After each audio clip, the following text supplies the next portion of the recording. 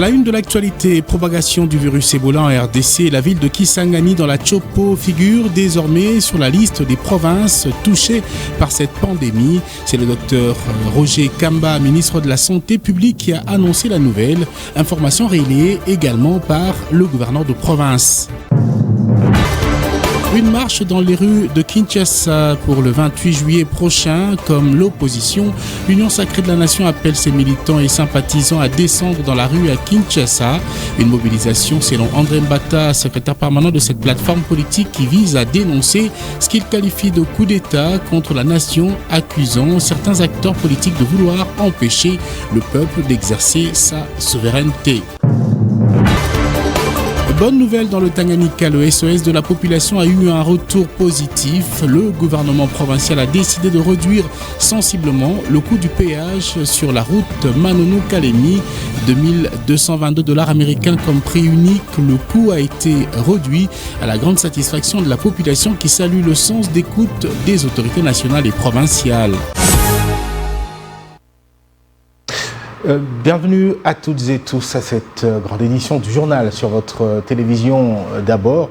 Cette nouvelle qui nous vient du ministère de la Santé publique, la ville de Kisangani est désormais considérée comme touchée par l'épidémie d'Ebola après la confirmation de 4 cas importés en provenance de l'Ituri. L'annonce a été donc faite ce dimanche par le ministre de la Santé publique, Roger Kamba, à l'issue d'une réunion consacrée à la présentation de la situation épidémiologique au chef-lieu de la province de la Chopo. Nous sommes là au nord-est de la République démocratique du Congo. Le ministre de la Santé a précisé que les autorités sanitaires concentrent désormais leurs efforts sur l'identification, le suivi et la surveillance de toutes les personnes ayant été en contact avec les malades afin de limiter la propagation de la maladie. Sachez que la province du Sud-Kivu pourrait, elle, bientôt être donc officiellement déclarée exempte de la maladie. La province a franchi le cap de 42 jours sans aucun nouveau cas confirmé, seuil retenu pour envisager la fin d'une épidémie. D'après le rapport de la situation publié le 10 juillet par le gouvernement congolais, l'épidémie totalise 1830 cas confirmés dans les provinces de l'Ituri, du Nord Kivu et du Sud Kivu. À ce jour, 780 patients sont pris en charge en isolement ou en hospitalisation. Détail donc à lire également ce sujet pour vous ressourcer des dernières informations sur le www.digitalcongo.org. Dans l'actualité, on parle également de l'Union sacrée de la nation, plateforme politique de soutien au chef de l'État Félix-Antoine Tshisekedi Tshilombo, qui appelle ses militants et sympathisants à descendre dans la rue le 22 juillet 2026 à Kinshasa, chef-lieu de la province, vous le savez, de la ville-province de Kinshasa. Les partis sympathisants doivent donc faire le déplacement. L'annonce a été faite par le secrétaire permanent et porte-parole de la plateforme présidentielle, André Mbata Mangou, depuis Yaoundé, où il participe à la 5e session de l'Assemblée parlementaire de la francophonie APF au sein de la délégation conduite par les présidents de l'Assemblée nationale et du Sénat. Selon lui, cette mobilisation vise à dénoncer ce qu'il qualifie de coup d'État contre la nation, accusant certains acteurs de vouloir empêcher, dit-il, le peuple d'exercer sa souveraineté. André Mbata a appelé donc les partis, regroupements politiques, associations et personnalités membres de l'Union sacrée de la nation à se mobiliser massivement, à se ranger, selon ces termes, du bon côté de l'histoire. Cette annonce intervient alors que, vous le savez, la coalition d'opposition C64 a également prévu une manifestation le 22 juillet pour réclamer la démission du président de la République, Félix-Antoine Tshisekedi Tshilombo. La concomitance de ces deux appels à manifester portés par des camps politiques opposés laisse présager une journée particulièrement sensible sur le plan politique et sécuritaire. Les autorités étant appelées à garantir le respect des libertés politiques tout en préservant l'ordre public doivent donc agir selon les inquiétudes donc de certaines personnes vivant ici dans la capitale congolaise.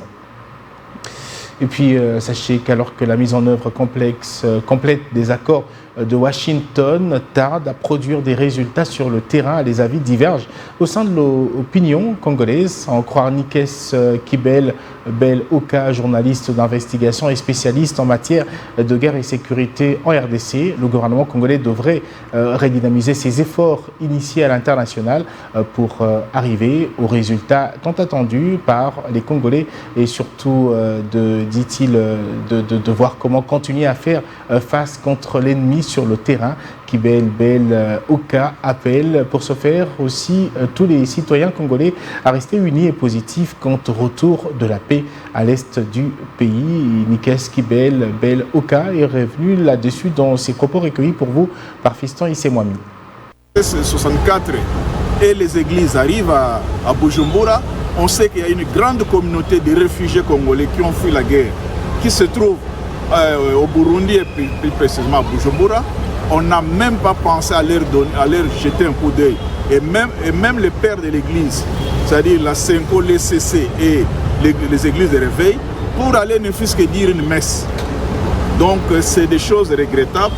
Et nous disons, on connaît la position du président Ndayishimiye, il est opposé au président Kagame, et donc ça c'est tromper la conscience. On ne peut pas tromper sa propre conscience. Donc c'est des missions qui ne payent pas, qui sont de la pure distraction pour la population.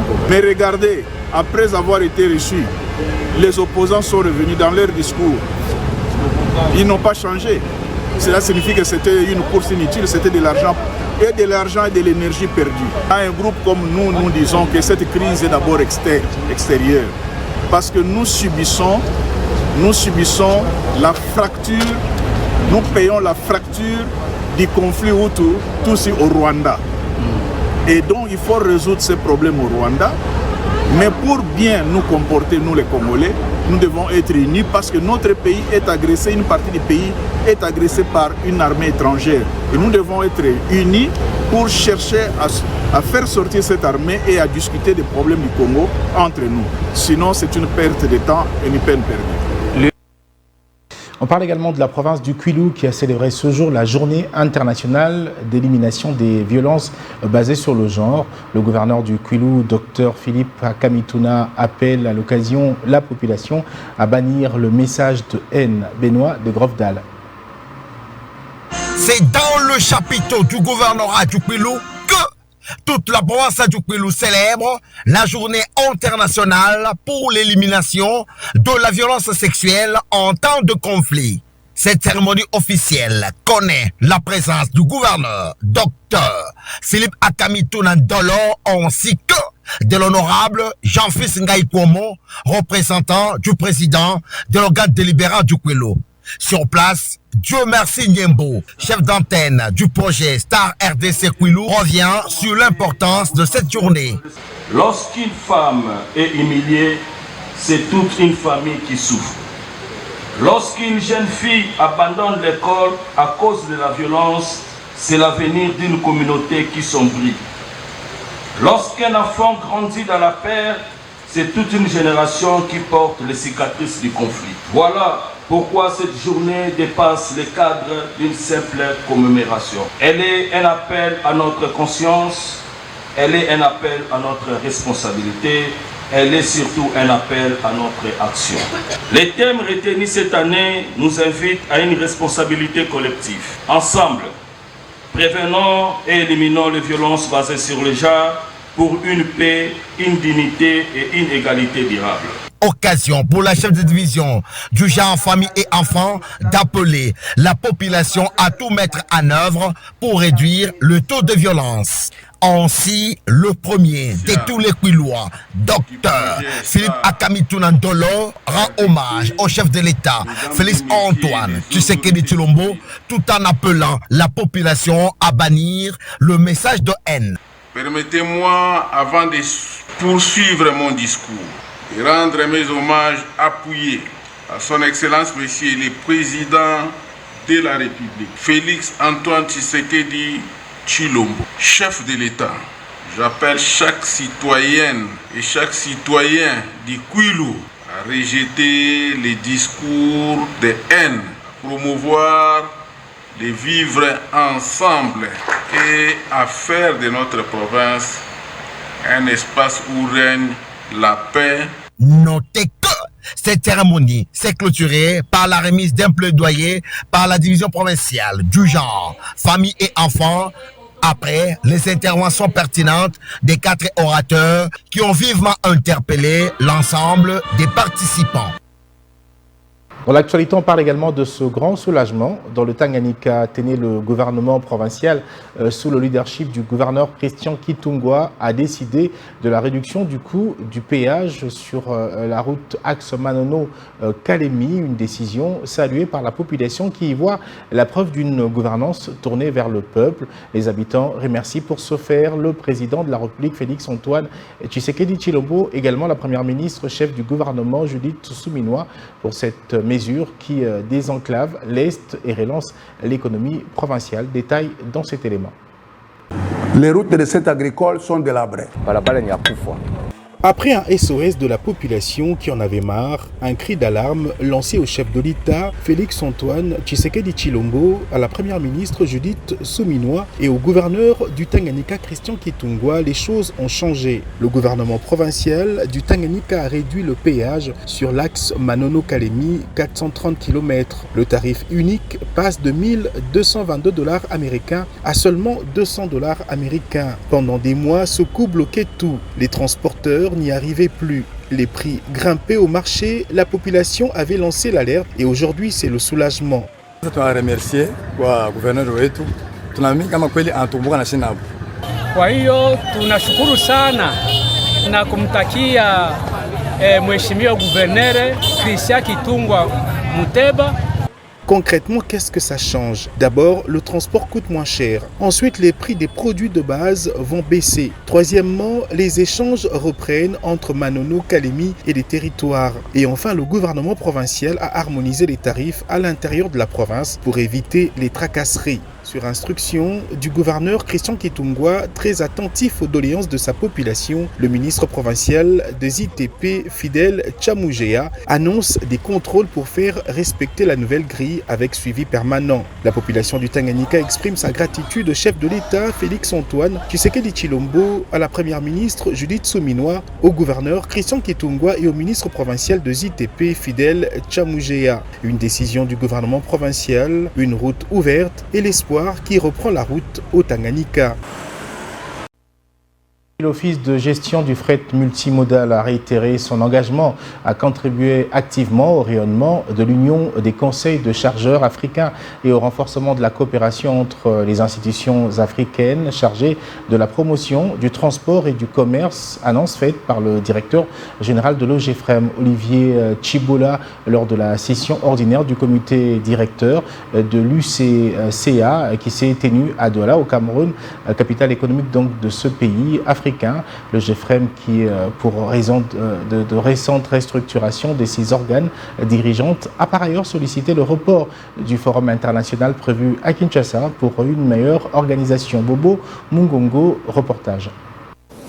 Ouvert à Douala au Cameroun, la session ordinaire du comité directeur de l'Union des conseils des chargeurs africains UCCA a réuni 2 jours durant, soit du 8 au 9 juillet dernier, les représentants des 17 pays membres de cette organisation autour des questions liées notamment aux enjeux du transport et de la logistique en Afrique. Représentant la République démocratique du Congo à travers l'Office de gestion du fret multimodal au GFREM, le directeur général Olivier Chibola Mukuma a présenté les projets d'organisation à Kinshasa d'un forum international sur l'impact des taux de fret, des coûts et délais de passage portuaire ainsi que de surcharge sur le commerce international en Afrique. Tenant compte de la récente restructuration des organes dirigeants de l'OGFREM, il a sollicité les reports de cette rencontre afin d'en assurer une meilleure préparation avec les autorités de tutelle. Cette marque d'intérêt traduit l'engagement et la volonté du gouvernement de la République démocratique du Congo d'accompagner cette importante activité de l'UCCA et de contribuer activement à son succès. Fort de cet accompagnement institutionnel, la direction générale que j'ai l'insigne honneur de diriger a commencé à exécuter la feuille de route sus-évoquée en envisageant la mise en place d'un comité d'organisation interne qui devrait regrouper plusieurs directeurs pour entamer les travaux préparatoires. Le directeur général de l'OGFREM a également réaffirmé l'engagement de son institution conformément à la vision du président de la République, son Excellence Félix Antoine Tshisekedi Tshilombo, et sous l'impulsion du vice-premier ministre, ministre des Transports, Voies de Communication et Désenclavement, Jean-Pierre Bemba Gombo, a renforcé la coopération africaine pour une meilleure compétitivité logistique et un commerce intra-africain plus dynamique. Je termine, Monsieur le Président, mon propos en réaffirmant l'engagement de l'OGFREM à continuer à œuvrer ensemble avec nous tous pour la promotion des missions et objectifs de notre association. À l'issue des travaux, le président en exercice de l'Union des conseils des chargeurs africains, M. Candide Koumou-Goulas, s'est félicité de la qualité des échanges et des décisions prises, convaincu qu'elles contribueront à une plus grande intégration économique du continent africain.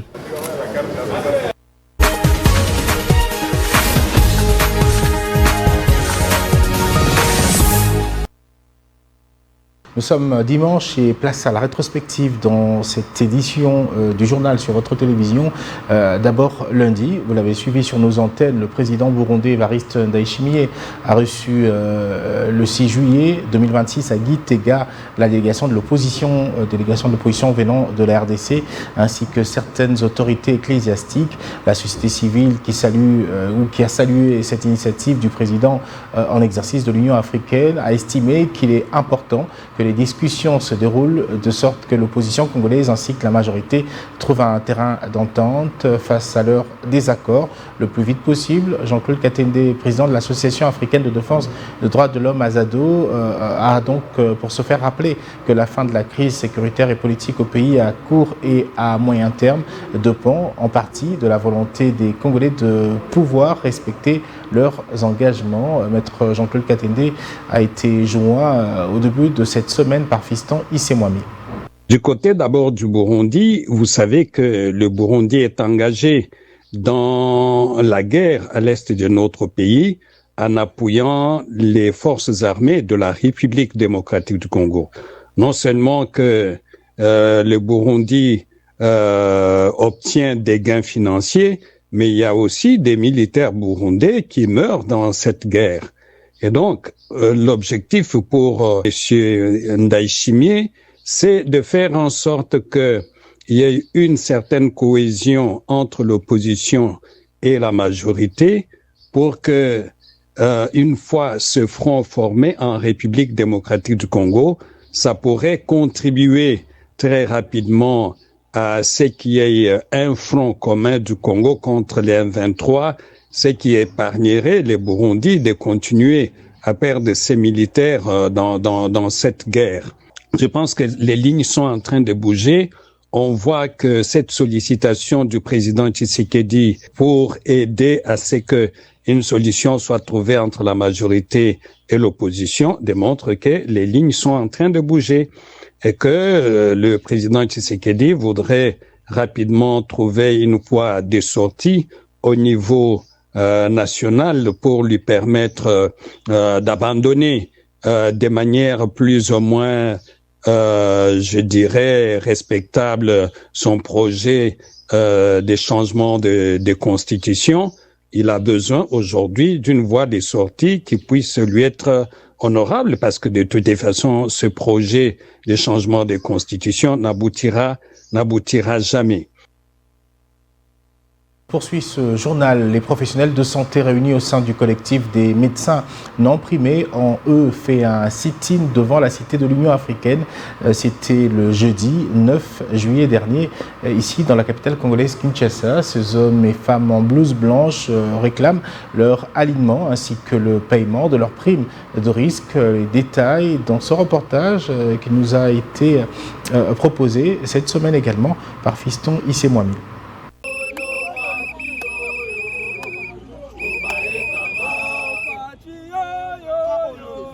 Tous vêtus en blouse blanche, les professionnels de la santé ne sont pas partis par les deux de la cuillère et n'ont pas traîné leurs pas. Ils sont descendus dans les rues de Kinshasa jusqu'au bâtiment qu'abrite la cité de l'Union africaine. Sans crainte, ce médecin, avec un ton ferme, réclame l'alignement de 5200 médecins ainsi que le paiement de leurs primes de risque. Selon eux, cette démarche prouve leur détermination à alerter toutes les institutions du pays afin qu'une solution soit trouvée à leurs revendications. Comme nous vous l'avions dit la fois passée, qu'après le ministère de la Santé, si ça ne marchait pas, on devait venir à la présidence de la République. Nous sommes venus à la présidence de la République pour que nous puissions déposer notre mouvement. Et nous avons été reçus par un conseiller du président de la République. Mais heureusement, on a eu l'occasion de déposer notre mémo. Notre démarche est simple. Nous réclamons l'alignement à la prime de risque. Nous sommes médecins, nous travaillons depuis plusieurs années sans qu'on soit payé. Nous avons des accords signés à Bibois depuis 2021.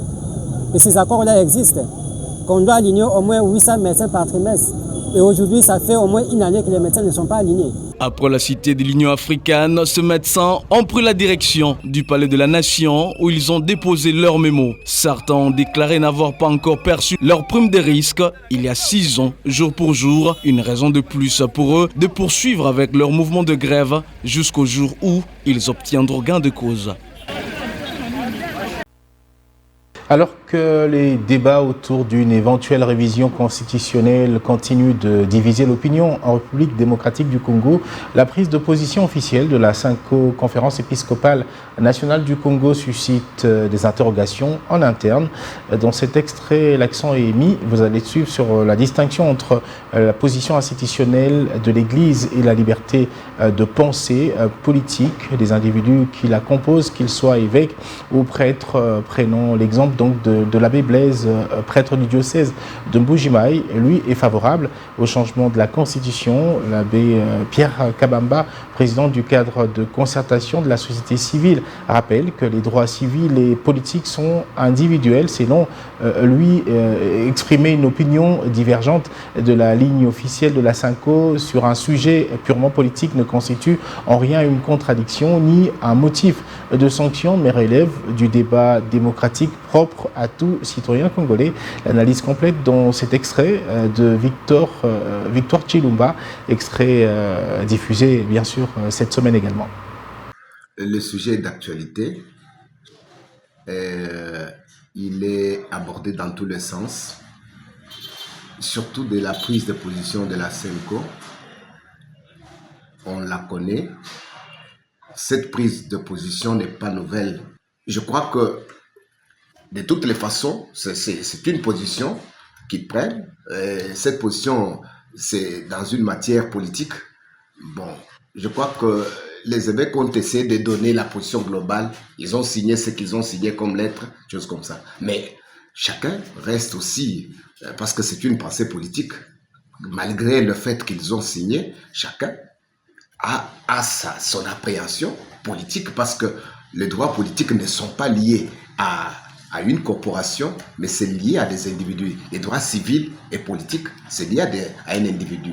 Donc un évêque peut avoir signé, mais il sait personnellement, lui-même, qu'il n'est pas d'accord avec cette position. Ça veut dire, lui est pour le changement de la Constitution.